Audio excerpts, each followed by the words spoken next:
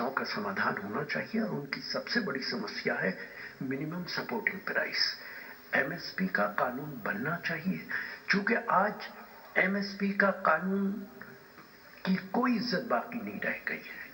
आप भले ही कहते रहिए सरकार तय कर देती है कि मिनिमम सपोर्टिंग प्राइस इतना है, लेकिन दूसरे लोग उसकी परवाह नहीं करते हैं। अगर ऐसा कोई कानून बनेगा तो किसान को उसका पूरा हक मिलेगा। वही किसान नेता गुरनाम सिंह चारूनी ने कहा कि 21 फरवरी तक का समय है, सरकार को सोचना और समझना चाहिए कि ये दो चीजें बहुत महत्वपूर्ण हैं। जैसे उन्होंने दालों, मक्का और कपास का जिक्र किया, उन्होंने इन दोनों फसलों को भी शामिल करना चाहिए। अगर इन दोनों को शामिल नहीं किया गया तो हमें इस बारे में फिर से सोचना होगा।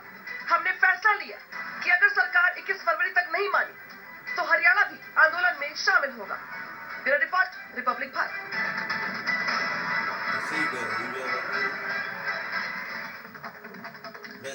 और बात करते हैं चंडीगढ़ की, जहां मेयर चुनाव को लेकर जो बवाल हुआ तो वो थमने का नाम नहीं ले रहा है और अब तो सुप्रीम कोर्ट भी इस मामले में सख्त नजर आ रहा है। जहां आज इस मामले को लेकर सुप्रीम कोर्ट में सुनवाई होनी है, लेकिन सुनवाई से पहले सुप्रीम कोर्ट की ओर से आदेश दिया गया है कि मतपत्रों को और साथ ही साथ मतदान के दिन का वीडियो भी पेश किया जाए। देखिए खास रिपोर्ट।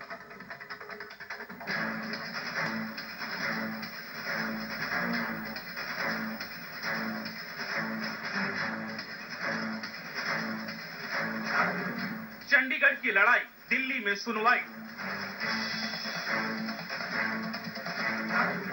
सुप्रीम आदेश, बैलेट पेपर करें पेश।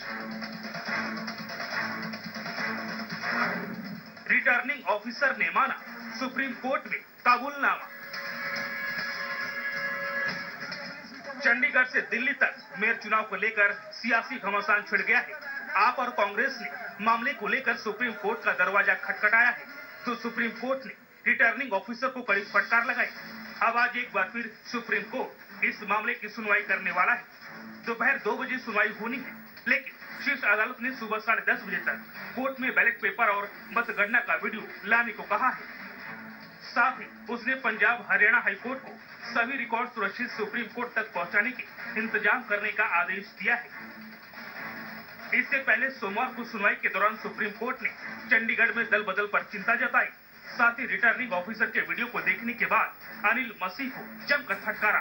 कोर्ट के कड़े तेवर देखते हुए अनिल मसीह ने बैलेट पेपर पर क्रॉस मार्क की बात कबूल ली। रिटर्निंग ऑफिसर ने ऐसा करने के पीछे पेपर पर निशान देने की कोशिश करने की दलील दी। सॉलिसिटर जनरल ने भी माना जिसे लेकर इनके खिलाफ कार्रवाई की जानी चाहिए, जिसके बाद कोर्ट ने नए रिटर्निंग ऑफिसर को नियुक्त करने का निर्देश दिया है। हालांकि सुप्रीम कोर्ट में सुनवाई से पहले चंडीगढ़ नगर निगम में बड़ा उलटफेर देखने को मिला था, जहां एक और सुनवाई से पहले ही चंडीगढ़ के नवनियुक्त मेयर मनोज सोनकर ने अपना पद छोड़ दिया, तो वहीं दूसरी ओर आम आदमी पार्टी के 3 पार्षद पाला बदलकर बीजेपी में शामिल हो गए, जिसके बाद चंडीगढ़ निगम का नंबर गेम पूरी तरीके से चेंज हो गया। अब आज एक बार फिर सीजेआई की बेंच इस मामले में सुनवाई करने वाली है, जहां वो चुनाव की वीडियो और बैलेट पेपर्स की जांच करेंगी, जिसके आधार पर कोर्ट ये तय कर सकता है कि चंडीगढ़ में फिर चुनाव कराया जाए या बैलेट पेपर की गिनती करके नतीजे घोषित किए जाए।